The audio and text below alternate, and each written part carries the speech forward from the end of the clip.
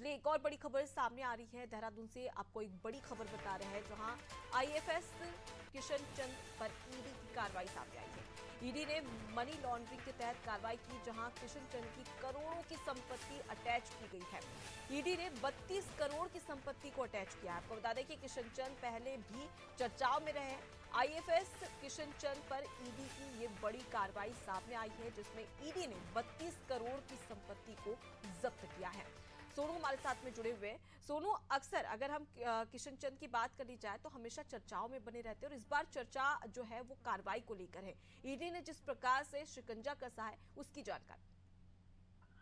देखिए, एक मामला जो ईडी जिसमें जांच पड़ताल कर रही है, और ये मनी लॉन्ड्रिंग का मामला है। इससे पहले भी कई मामलों को लेकर के ये चर्चाओं में रहे हैं। जब ये कार्यरत थे उस वक्त डीएफओ और कई अलग अलग पदों पर जब ये तैनात रहे हैं, तो उस दौरान कई वित्तीय अनियमितताएं सामने आई। ठेकेदारों को जरूरत से ज्यादा बिलों का भुगतान करने का मामला आया, नियमों का पालन नहीं करने का मामला आया, और खास तौर से जो आरक्षित एरिया है फॉरेस्ट विभाग के, उनमें निर्माण करने का और पेड़ों की कटान करने के मामले भी को लेकर के भी चर्चाओं में रहे हैं। और जब ये मामले चर्चाओं में आए, तो उसके बाद फिर विजिलेंस ने भी इन पर मुकदमे दर्ज किए, और विजिलेंस की हल्द्वानी टीम ने इन पर जांच पड़ताल भी की, और वो भी जांच चल रही है। दूसरी तरफ ईडी ने भी मनी लॉन्ड्रिंग से संबंधित मुकदमा दर्ज किया, और दर्ज करने के बाद जब जांच आगे बढ़ी, तो इनकी जो आय के अनुरूप संपत्ति पाई गई, वो जो ज्यादा संपत्ति पाई गई, जिसको इन्होंने नियमों का पालन नहीं करने के दौरान आय से अधिक संपत्ति इनकी जब सामने आई, तो उस पर अब ईडी ने एक्शन लिया है। और इनकी जो हरिद्वार जनपद की और अन्य स्थानों पर जो इन्होंने अपने कारोबार फैलाए थे, उसको जब ईडी ने जांच पड़ताल के दायरे में ला करके देखा, तो निश्चित तौर पर इनकी 32 करोड़ के लगभग की जो संपत्ति है, वो अब ईडी ने अटैच कर दिया है। और आने वाले समय में ये माना जा रहा है कि इनकी मुसीबतें और बढ़ सकती, इनकी मुश्किलें जो है वो और बढ़ेंगी, क्योंकि एक तरफ विजिलेंस की जांच हो रही है और दूसरी तरफ ईडी भी कार्रवाई कर रही है। तो जब ये जांच दोनों की दोनों आगे बढ़ेंगी, तो निश्चित तौर पर इनकी मुश्किलें बढ़ना तय है। जी, लेकिन सुन, जिस प्रकार से आपने बताया कि आगे भी कई ऐसे मामले थे जिसको लेकर वो कहीं ना कहीं भ्रष्टाचार के मुद्दे को लेकर, भ्रष्टाचार के मामले को लेकर चर्चाओं में रहे।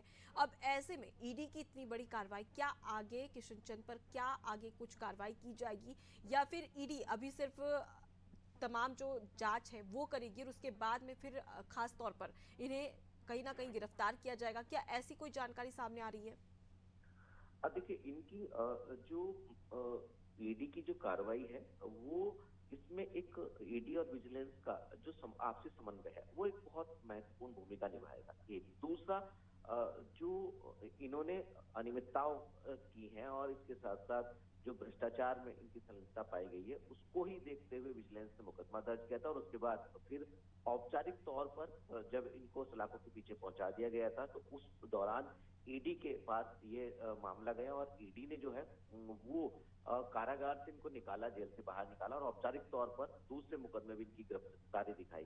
क्योंकि अब इनकी जांच पड़ताल चल रही है, और ये भी माना जा रहा है कि और जो स्थानों पर इनकी संपत्ति है, उसको भी ईडी जब्त करने का कार्य करेगी। और जो विजिलेंस की जांच चल रही है, इन दोनों ही जांच से कहीं ना कहीं आने वाले समय में इनकी मुसीबतें बढ़ेंगी, और जो इन्होंने आय से अधिक संपत्ति अर्जित की है, वो सरकार की संपत्ति, सरकारी संपत्ति में निहित हो जाएगी। जी बिल्कुल, तो ऐसे में देखने वाली बात होगी कि आगे ये जो कार्रवाई है कितना आगे बढ़ती है और आगे कौन कौन सी चीज़ें निकल कर सामने आती है। मैं लौटूंगी आपके पास। तो देखिए, आईएफएस किशन चंद पर ईडी ने कार्रवाई की है। 32 करोड़ की संपत्ति को अटैच किया गया, और इससे पहले भी कई सारे भ्रष्टाचार के आरोप लगे थे इन पर, और आगे भी ईडी का ये कहना है कि ये कार्रवाई लगातार जारी रहेगी।